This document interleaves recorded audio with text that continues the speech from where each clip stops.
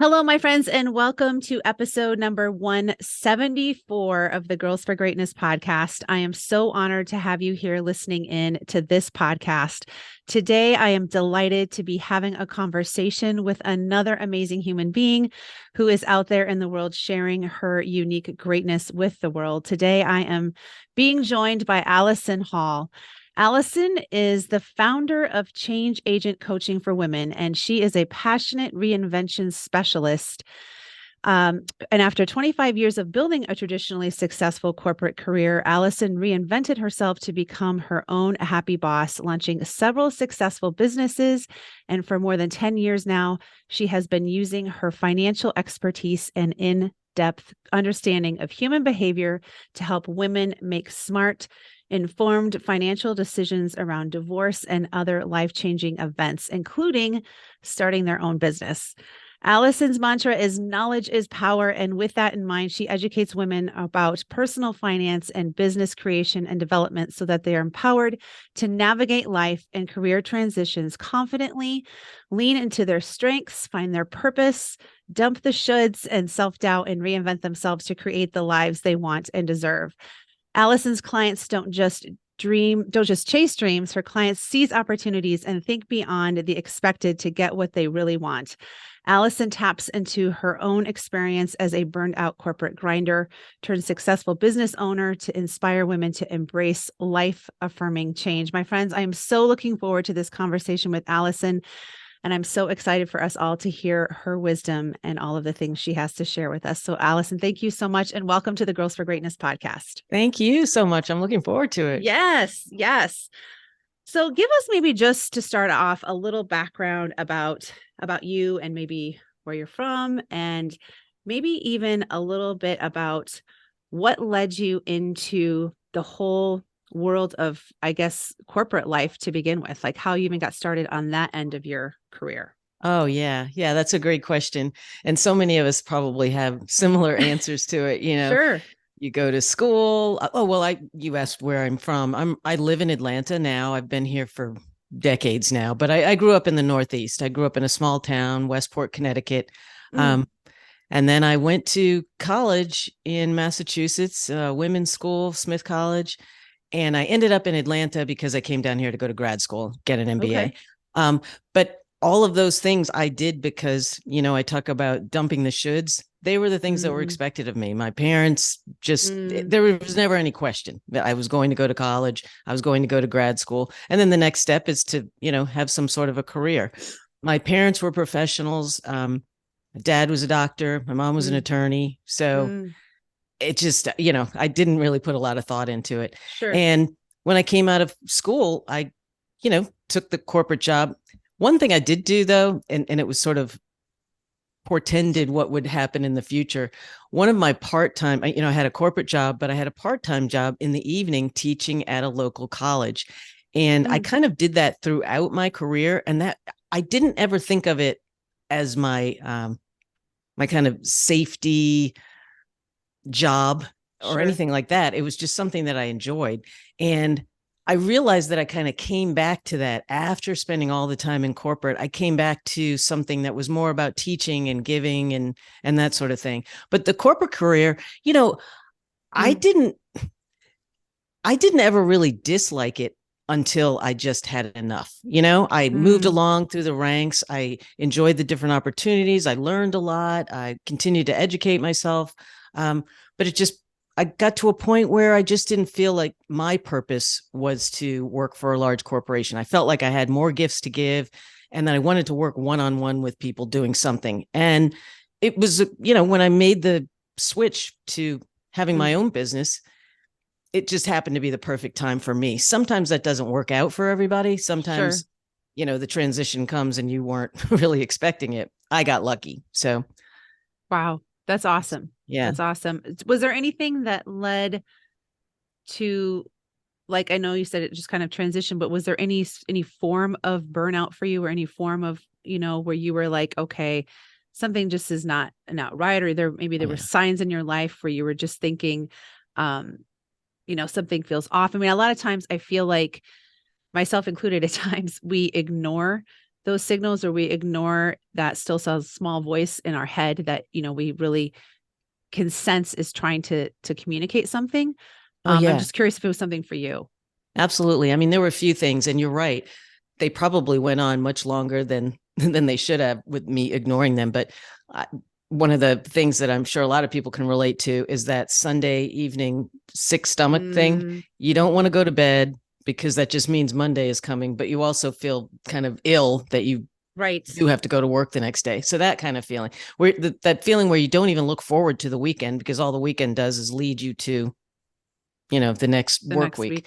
I also had this feeling that these are not the people at work. I had great relationships with folks, but these were not the people that I wanted to live and die with. It just wasn't my passion. I didn't feel passionate about the people that I was surrounding myself with. Right. And I think that's not something that you usually think about because, your work environment is your work environment, but you think about how many hours you spend at work.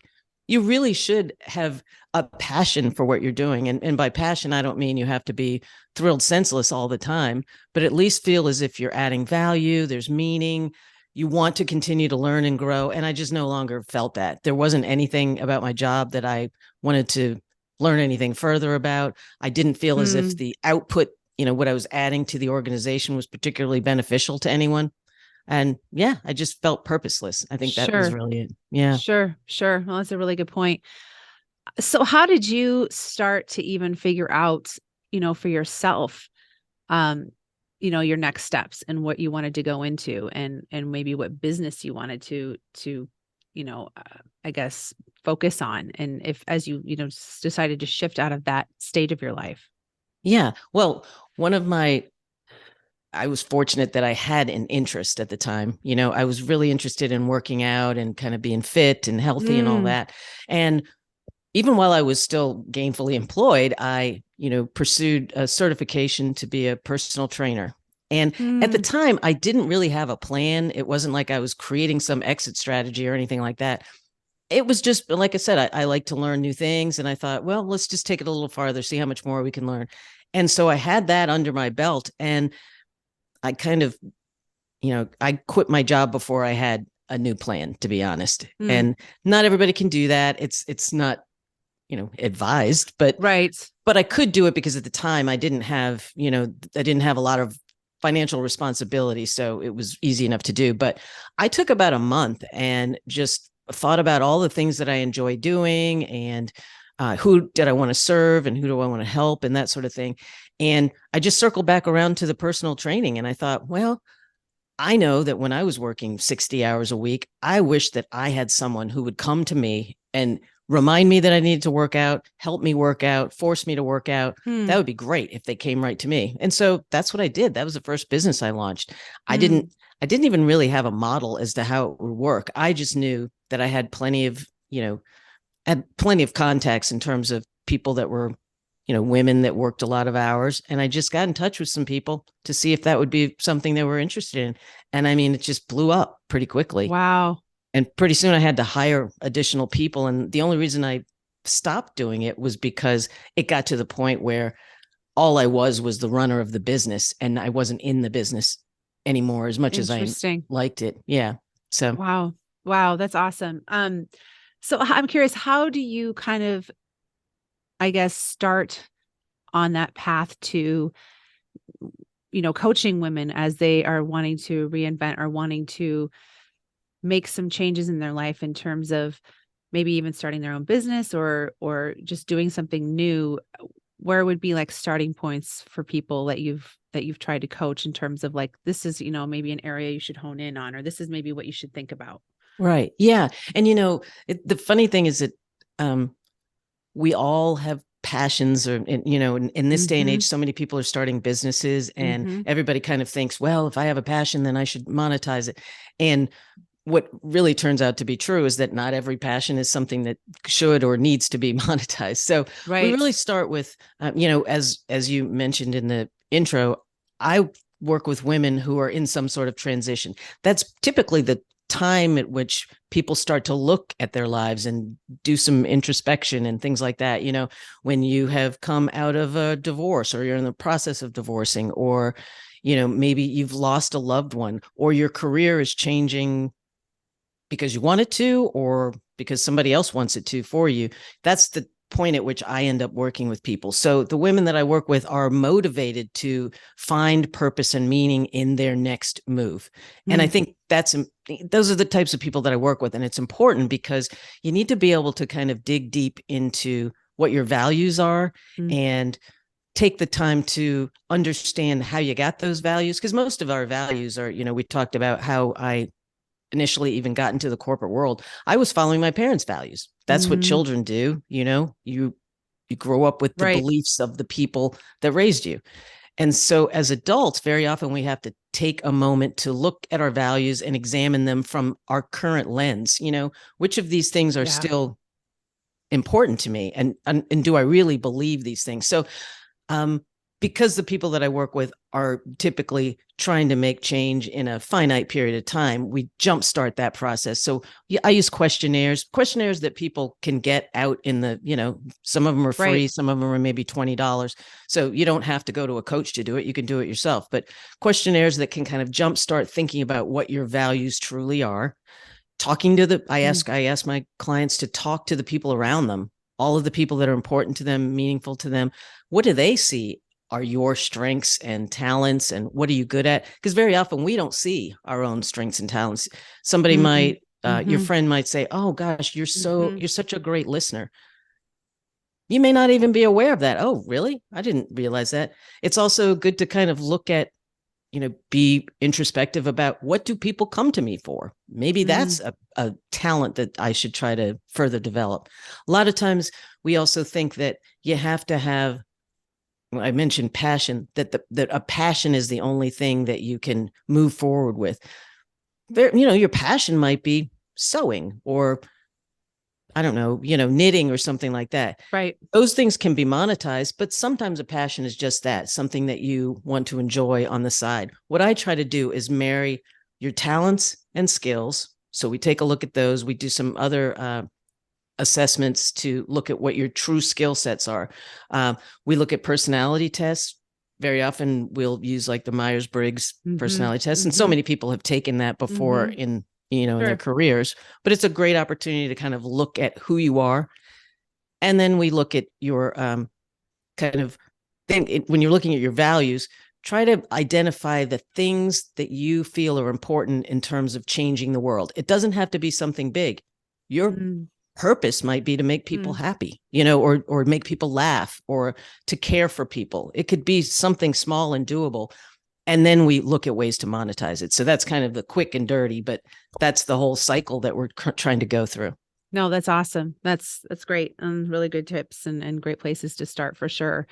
I'm curious just in hearing you talk about the whole idea of values, which I love, and like honing in on what, is truly important to you, what you value, all of those things. I'm curious for you, maybe what were one or two things that you realized in your own life that, were different than maybe how you'd been brought up, or different than the way you'd been kind of conditioned to think, about your life, or what was important, or all of those things? Yeah, I think, probably a lot of things, but the biggest thing was my parents, instilled in me, get that job, you move up in it. I only worked in 3 large corporations, which isn't a lot given the way people move around now. Sure. I thought that you had to have longevity in everything you did. And even though I knew I had other interests, I just looked at those as little hobbies, little things that I did on the side. Now I feel like a completely different person, because when I find something new, if I want to monetize it or I want to make a business out of it, I determine whether or not, how much do I really want to dig into this? I only start businesses that I have a lot of curiosity about, where there's a lot of space for me to grow. And when it gets like the personal training business, I ended up selling it. I had a real estate business that I got it to a point at which I could sell that to somebody else as well. That's not my goal. It's just that I had other interests and that I'm just the one person. But what I've realized is that it's okay to move on and do something else. I don't have to pick one career, even though I'm in the middle of my life. I don't have to pick one career now that lasts me forever. I can continue to explore different things until I, expire. Right. No, that's great. That's great. One of the questions that I know I read that when I was reading through, your info and just proposed ideas, what I really liked was, what is one of the, the most important pieces of advice, I guess, you would give for women who are, facing that time of transition, or even, whether that be job or life, whether it's a divorce or some other significant move. I'm curious, like for you, as you've transitioned, what would be, one of the biggest pieces of advice you would give? Yeah, I think the one thing that we don't often give ourselves enough credit for is self-assessment. We don't really, and when I say we, I'm kind of generalizing and talking about women. We're often so integral in taking care of other people and making sure that all the plates stay in the air, that we don't take the time to really look at what's important to us. What do I really want? And if I stripped away all of my responsibilities and all the things that I put into the should category or I have to category, what would I really do? And there's a little activity that's easy enough for anyone to do. If I had just what I said, if I had no responsibilities and I had a magic wand, what would my life look like? And sometimes it sounds so simplistic, but it's so hard to do because we always have in our heads all of the things that we're responsible for. And it's very difficult to get those out. But that's the first thing that even when I'm working with clients or talking to friends who are talking about a transition, whether it's a divorce or anything. And, right now, interestingly, I have several friends who are in the process of getting divorces. And so we're always talking about, what to do next. And that's the first thing, because we tend to, when there's a transition that we didn't ask for, we tend to panic. And the first thing you do is try to find comfort, whatever situation is going to make you feel comfortable and safe. And yes, we all have to, maintain our safety, of course. But sometimes we put ourselves into a more permanent box when we don't just take the time to breathe and think about, okay, what's the worst case scenario? Okay, that's probably not going to happen. And it's usually not nearly as bad as you think it is. But when you give yourself that opportunity to think about what's the worst case scenario, it really does open up room to think about all the true possibilities that you could have. That's awesome. That's awesome. No, that's a really good point. That's a really good point. I'm sure one that a lot of you listening can definitely relate to. No, that's great. I'm curious, what has been your biggest struggle as you've worked to discover your own passion and purpose? What for you has been, I guess, maybe one thing that you felt, was difficult for yourself?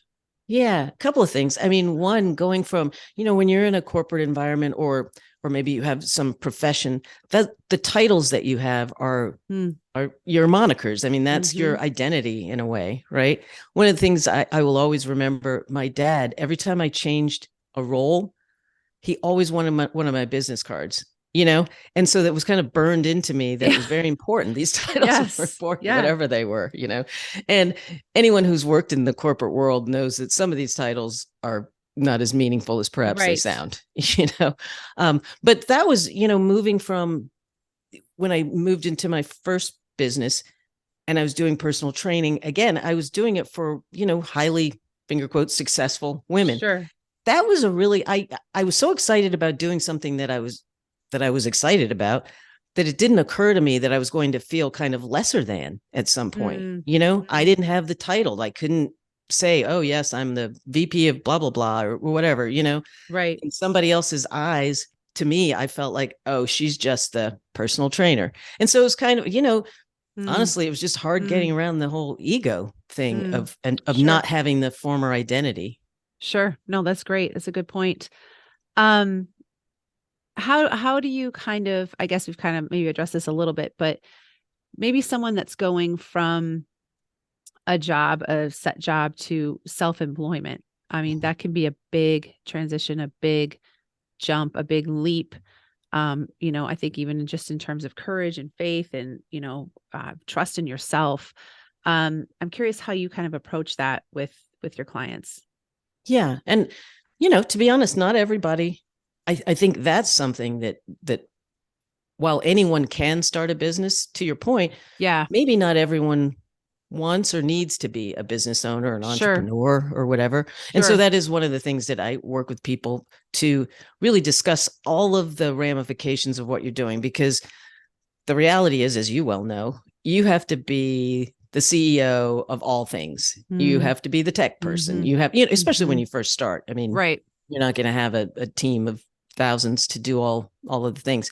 It's very important to have an interest in understanding all the facets of your business. Mm, You don't necessarily have to be the expert. You can always farm things out to other people once you get rolling.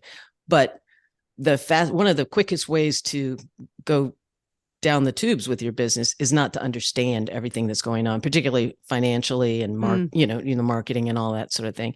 So I think just having more than an interest in the business that you do, the activity, you have to have an interest in business generally, at least mm, initially.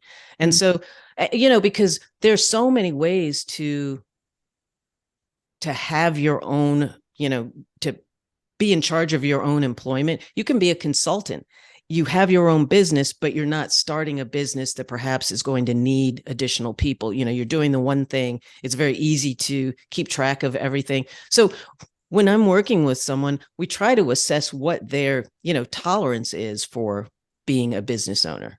mm. How much of a business owner do you really think you can be? So that's kind of the first thing that we look at Sure, once sure, somebody determines that that's what they sure. want to do. And in this day and age, especially post-pandemic, so many Mm, people think, self-employment is the key to key. success. And it can be. It's, as you know, it's very empowering, but it's Right. also a lot of responsibility. Sure, sure. Yeah, for sure. Great point. Great point. I know one of the things I loved when reading through your info too was about your take on the whole idea of the fact that we're all given, one life and we have to find our own passion and purpose. And yet, one of the things I think I address a lot on here is the fact that I think sometimes that passion and purpose, as we've talked about, shifts and it changes. It changes as we get older. I think it changes as, we experience, life transitions, whether it be in our marriage or kids or whatever. I'm just wondering if you could just speak to that a little bit, because I think sometimes we, uh, it's a difficult thing. It's a difficult thing that we wrestle with as women, what is our true purpose and how do we get back to the heart of who we truly are when we feel like we've taken on all these other roles or have all these other responsibilities, and yet we're still trying to find ourselves and understand that, we are given one life and that, it's a gift and it's an opportunity for us all to make an impact in our own way. Yeah, absolutely. It's so interesting because, you know, I do a lot of reading about purpose, and because I just find it to be fascinating. And, one thing that's interesting is that, centuries ago, purpose in communities, purpose was sort of driven by the culture around church and religion, Mm, things like, mhm, and mhm. so as much, and the whole kind of purpose was to bring people together for a common good. And then there are lots of people who still, find their purpose through Right. religion, but so many people are not affiliated in that way. And so we're all sort of, flying around blindly looking for purpose throughout our lives when historically it may have just been ingrained in us. But I think that, Mm, we're talking about when you're a kid, your purpose is sort of defined for you. And then you get into your 20s and 30s. By that time, you probably have your first jobs. And that's probably one of the first times when people start to look up and think about, oh my goodness, what's my purpose? Because you start to look at your job and what you're doing. Is it meaningful to what I find to be valuable? But at that point, as you talked about life transitions, that's also typically a time for women when families get started, if they're going to, right. and your purpose becomes taking care of your family, Yeah. which is valiant. And important, Yes. and Yes. somebody has to do it. And if not the moms and dads, then who? Right. Right. And then you have your career, and whether it's meaningful to you or not, it's, it sort of depends on what it is that you're Mm-hmm. doing, Mm-hmm. but it's meaningful to supporting your family, and that makes Mm-hmm. it important, and that's your purpose. I have found that as Mm. women get into their 40s, late 40s, that's when, there's some statistics about the fact that men's incomes continue to increase, Mm. in their roles Yeah. well into their late 50s, whereas women sort of tend to, it's not, fast and true, but tend to top off in their, in toward the, as they hit Interesting. 50. And that's the time when women, whether they're planning to make a transition or not, that's the time when you really start thinking about, gosh, am I having an impact? Am I doing all the things that I really wanted to do? And it may not be that you come to a coach to help you find answers to that. Right. It's really just, as we were talking about before, sitting with yourself, but also being kind to yourself and realizing that your purpose doesn't have to be some big magical thing that impacts the entire world. I think we all have things that are meaningful to us. If you have children, you probably have an interest in the environment because you care about what you're leaving behind for them. It may be that you're doing something in your kids' school or in the community garden or whatever, that adds meaning to your life. I mean, because that's really what purpose is about. What makes me feel as if I'm adding to society in some way, that I'm, leaving the world maybe just a teeny bit better than I left it, or at least not worse. That's so true. Yeah. And sometimes we're fortunate enough to be able to monetize that. But that doesn't have to be the case. So many people who are looking for purpose also try volunteerism. Mm-hmm. That's a great way to find people who are like-minded, to become inspired, to feel grateful. We all know that, feelings of gratitude help us live longer, help us feel happier. So it may well be that you find your purpose through volunteering or helping a neighbor or anything like that. Some of us get lucky and we get to do it for a living. But, I think just being kind to yourself and realizing that there are lots of options and opportunities. And as you pointed out before, it can change. You don't have to get locked in. That's so true. That's so true. No, I love that, Alison. Great advice. I think, that just, yeah, it brings up a great point, because I think a lot of times we do associate, and I know I have in the past too, our purpose, our passion, and let's just even focus just on the idea of purpose. Like, if we're not monetizing on it, or we're not, have a career in that, then it seems in some way, shape, or form sometimes slighted, or maybe it's not as important, or however we want to look at it. But I think that's real easy for us to do, is to think, well, if I'm not making money at something, then I don't have anything to give, which just really is so not true. And that's, a huge part of the podcast, is just to, empower people to understand that, this is about, giving of yourself in whatever way that is. And even if it's in small ways, or, career ways, or whatever that is for you. So I love that. Absolutely. And it is true. I mean, scientists have proven that it does help with longevity, cuts down on, heart disease and things like that. Just having purpose, whatever that looks like to you. Yes. Yes, for sure. Tell me what's kind of next for you? Like what's on the horizon, and maybe where you're headed, and what things you're working on. Yeah, thanks for asking. That's a great question. There are two things that I'm doing right now. So one is I really like to help mentor people with starting businesses. And I thought for a minute, well, maybe I should just fully be a business coach.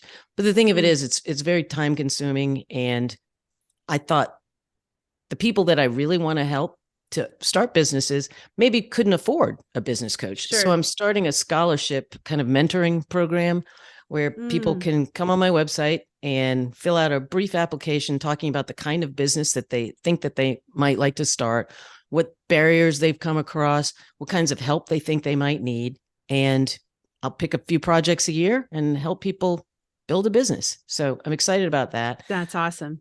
My other project is called The Boldest Me. I am doing a joint venture with my great friend who's a psychologist.